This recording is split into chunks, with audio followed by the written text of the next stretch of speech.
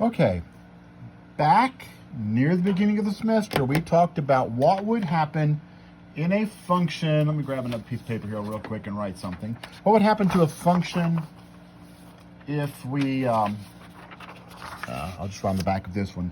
We did something like this. Y equals a times f of x, something like bx plus c plus d, where we had all kinds of addings and shiftings right and left and stretchings and compressings. We talked about this earlier in the semester. So now we're going to talk about what happens, really just what happens in the case when the function here is one of our trig functions. And we're just going to start simple with the sine and the cosine. We've already done some of it. So we already know that the amplitude is going to be whatever the absolute value of a is, a times, and we're going to use the same notation as your textbook. They use some Greek letters inside for the angles. A cosine omega x plus phi plus b. And a sine omega x plus phi plus b. What does a graph of one of those look like? The amplitude is going to be whatever the absolute value of a is, and the period is going to be 2 pi divided by whatever is multiplied by x. The vertical shift, if you remember from back early in the semester, it's going to move it up b. If I add b at the end, it's going to move the graph up b. And the phase shift, that is the horizontal shift. The phase shift is negative phi divided by omega. Whatever that number is divided by that number. If it's positive, it's going to move to the left, so it's going to be negative. If it's negative, it's going to move to the right. I said that totally, yeah, so it would be positive. Negative times negative would be positive, right? Remember the inside here, positives move it to the left and negative move it to the right. So the phase shift is opposite the direction of the sign there.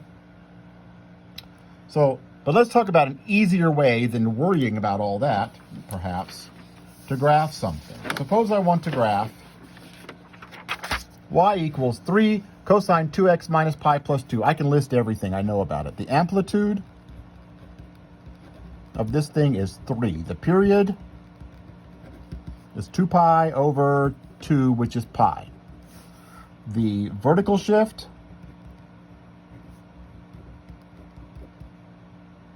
is 2. It's going to move up 2. And the phase shift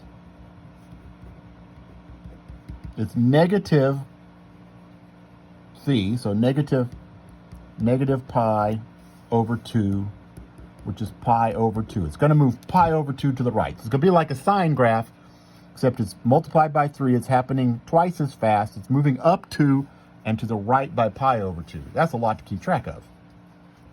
Perhaps it's easier, and this is the way I like to do it, is to look at the graph of the original cosine function. There are some interesting points on the cosine function that make it easy to deal with.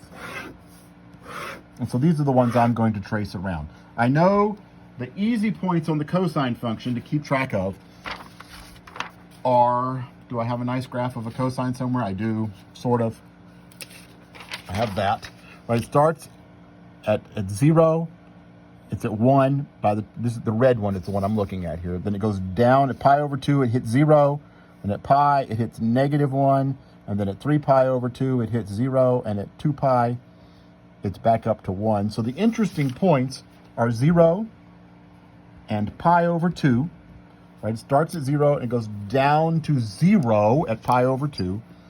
And really, so what I'm looking at are the points around the unit circle, the quadrantal angles, the axes. What are the points here? 0, pi over 2, pi, 3 pi over 2, and 2 pi.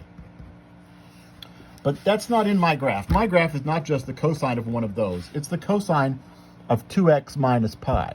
So what I'm going to do now is I'm going to figure out what value of x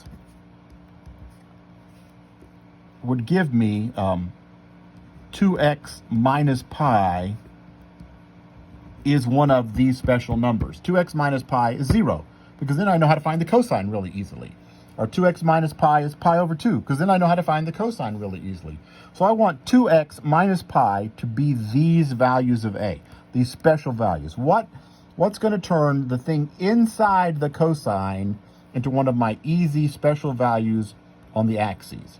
And so I just have to calculate. And it's probably easier to calculate one time if 2x minus pi is supposed to be my value of a, and we did some of this back in the beginning of the semester. That means that 2x is supposed to be a plus pi. So my x value would need to be a plus pi divided by 2. So if I just take this special value, add pi, and divide by 2, it would tell me what x would need to be. Let's see. So if x is a plus pi over 2, 0 plus pi is pi over 2 is pi over 2. So let's think. What is that supposed to do again? Plug that in here. 2 times pi over 2 is pi. Minus pi is 0. I would be finding the cosine of 0, which was what my goal was. Okay, so the next one, pi over 2. Remember, x is a plus pi divided by 2. So pi over 2 plus pi, work that over here. You should get pi over 2 plus pi, right? So I need a common denominator. That would be 2 pi over 2. That's 3 pi over 2. So that's plus the pi. Then divide that by 2. I got 3 pi over 4. Right? So pi over 2 plus pi divided by 2. 3 pi over 4. The value of a, the special value I'm trying to hit, add pi divided by 2. Here, add pi, a plus pi, 2 pi divided by 2, that's just pi. 3 pi over 2 plus 2 pi over 2 is 5 pi over 2 divided by 2. Where's all that coming from? I am trying to make my x value so that when I plug in here, I hit one of these special things. And then 2 pi plus pi is 3 pi over 2. Let's see, what happens if I plug in 3 pi over 2? 3 pi over 2 times 2 is 3 pi. Minus pi is 2 pi, and then I would find the cosine of 2 pi. I'm plugging in these values. If I plug in this value for x, then 2x minus pi is the special value of a, and finding the cosine of 2x minus pi will be easy. It's finding the cosine of 0. Cosine of 0 is 1. If I plug in that for x, I should get that for 2x minus pi, and that's 0.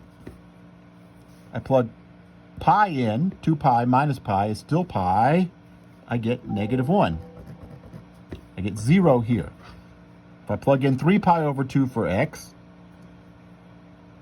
I get 3 pi minus pi is 2 pi. I get 2 pi, and the cosine of 2 pi is 1. I know this video is running long. I'm sorry about that. What happens if I find 3 times this number and then add 2? 3 times 1 is 3 plus 2 makes 5. 3 times 0 is 0 plus 2 makes 2. 3 times negative 1 is negative 3 plus 2 makes negative 1. 3 times 0 is 0 plus 2 makes 2. 3 times 1 is 3 plus 2 makes 5. What does that tell me? This very long video, that these are the points I need to plot. X, those are my x values, right? And those are my y values. Y equals 3 cosine 2x minus pi plus 2. So, let's see, let me do like I did before. There's pi, there's 2 pi, there's 3 pi, 1, 2, 3, 4. Let's see, so at pi over 2, the x is pi over 2, the y value is 5. Oh, I got to go all the way up to 5. If x is pi over 2, there's pi, so here's half of pi. The y value is 5. And then if 3 pi over 4, that's here, 3 pi over 4, the y value is 2, right there. If x is pi, the y value is -1. Right there. If 5 pi over 4, that's here, 5 pi, one more pi, I'm back up at 2. And then at 3 pi over 2, I'm at 5. If x is 3 pi over 2, our y value is 5. So there's right between pi and 2 pi, y value 5. Here is what one